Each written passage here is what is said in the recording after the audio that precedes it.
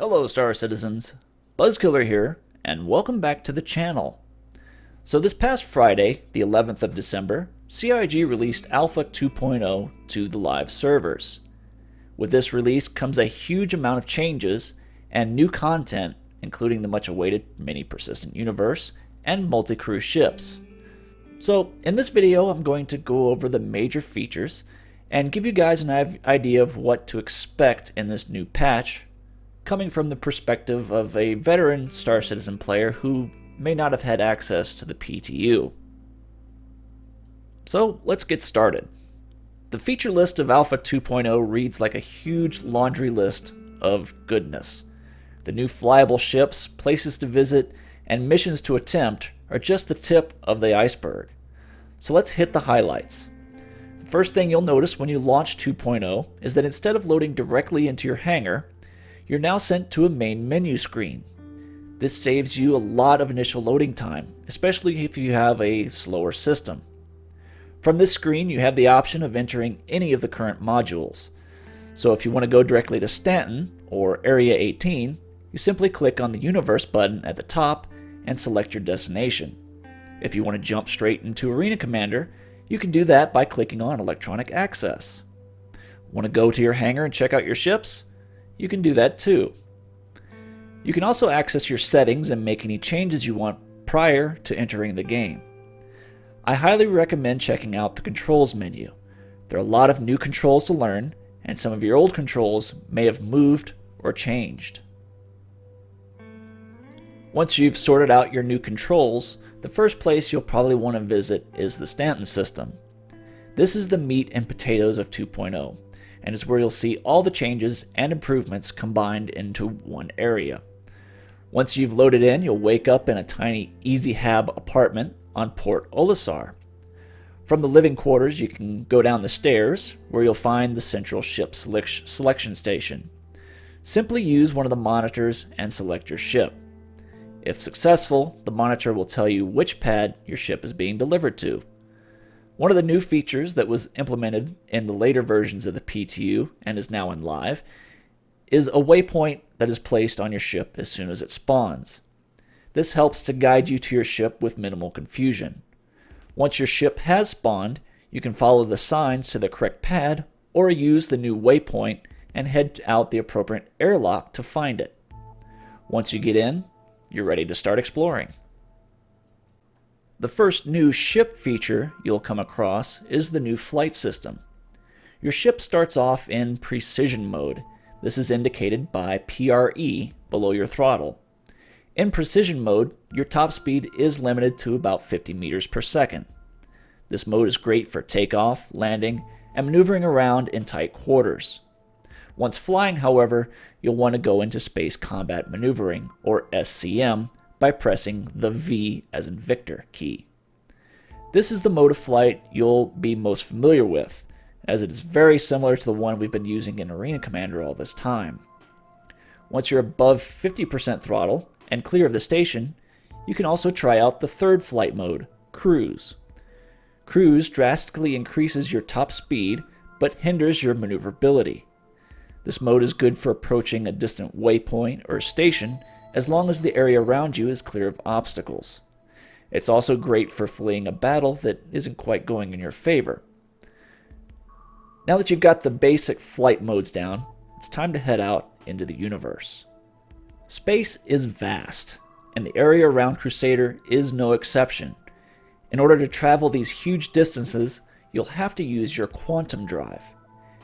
All ships above the size of snub fighters, so all ships except for the Merlin right now, are capable of using quantum drive. Now, in order to use quantum drive, you must first press the B as in Bravo key. This brings up a HUD overlay that shows you all the various waypoints your ship has in its navigation computer. Simply aim your ship at a waypoint of your choosing and press the middle mouse button to engage your drive. After a short spool up, you'll be quickly transported to your new destination. Using quantum drive, however, consumes fuel. When your ship is in quantum mode, your fuel level will be displayed above your aiming reticle in the form of a raw number along with a percentage of total capacity. Once this runs out, you can no longer use the quantum drive and will be stranded in deep space.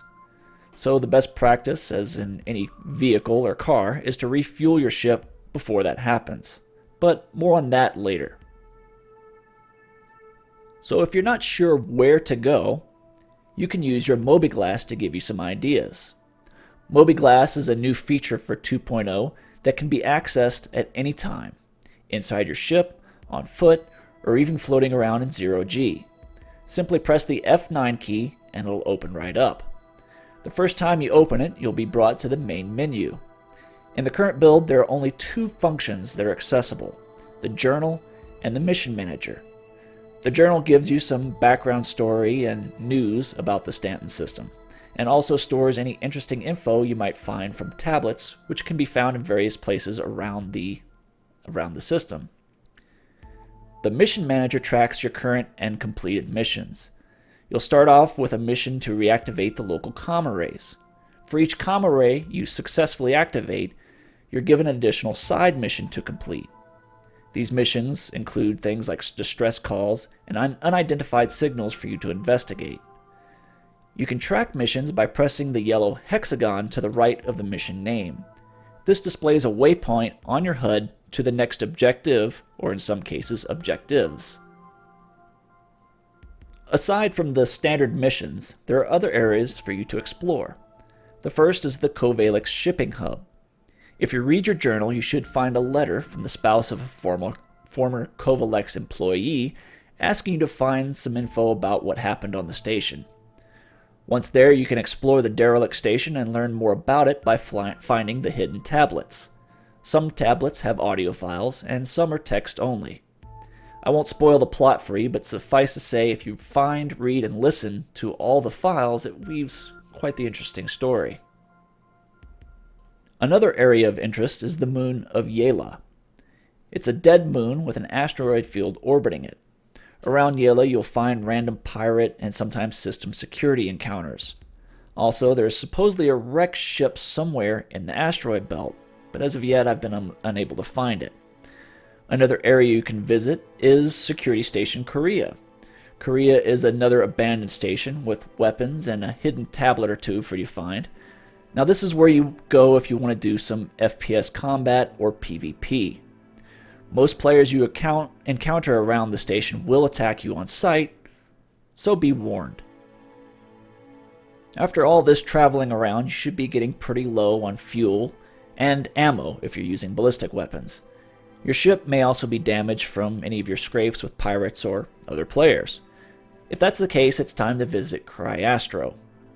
Astro runs 2 stations in the area that will refuel, repair, and even rearm your ship. To get started, simply approach the station, where you'll be greeted by an automated message. From there, you can land at one of the mini pads. Once landed, the repair drones will fix your ship, and you'll also see your fuel and ammo counters change as they're replenished. You'll get another message once the process is complete, and you can take off at your leisure. If you're flying a larger ship, however, like the Connie or the Retaliator, make sure you use the larger pad on the bottom of the station. And that about covers the basics of the Stanton system. There are a lot of things you can do and explore in this huge sandbox, and while the missions may keep you busy for a while, the real fun comes from interacting with other players. Unfortunately, getting into an instance with your friends is somewhat difficult and unreliable. But there are no shortages of people with larger ships to crew. Just ask around using the chat system. Local chat currently reaches across the entire server, so if you want to be a gunner on a Connie, ask the chat. If you need a ride because your ship got destroyed or stolen, which happens a lot in this build, just ask. You can usually find someone to help you out.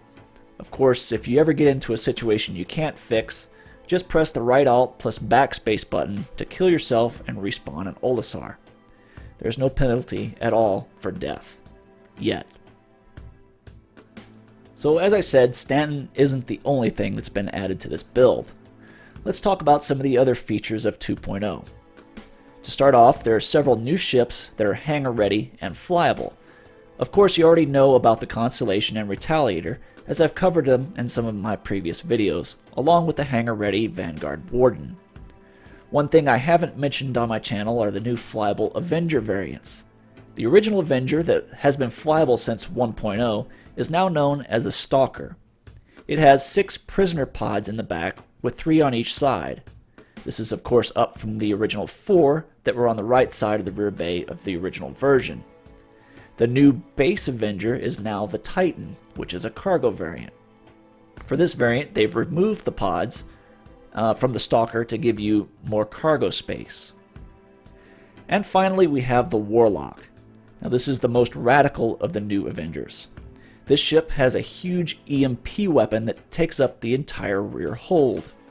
In fact, it's so large that you can no longer enter the ship through the rear hatch. Instead, you have to use a new ladder system at the front of the ship to access your cockpit. The EMP is a new weapon in Star Citizen that charges up over several seconds and releases a large area of effect blast that temporarily shuts down any ship systems in range. The effect doesn't last long, but it's still quite a weapon. The drawback is, of course, that the Warlock pilot either has to shut down their systems prior to the blast or suffer the same effects as the target.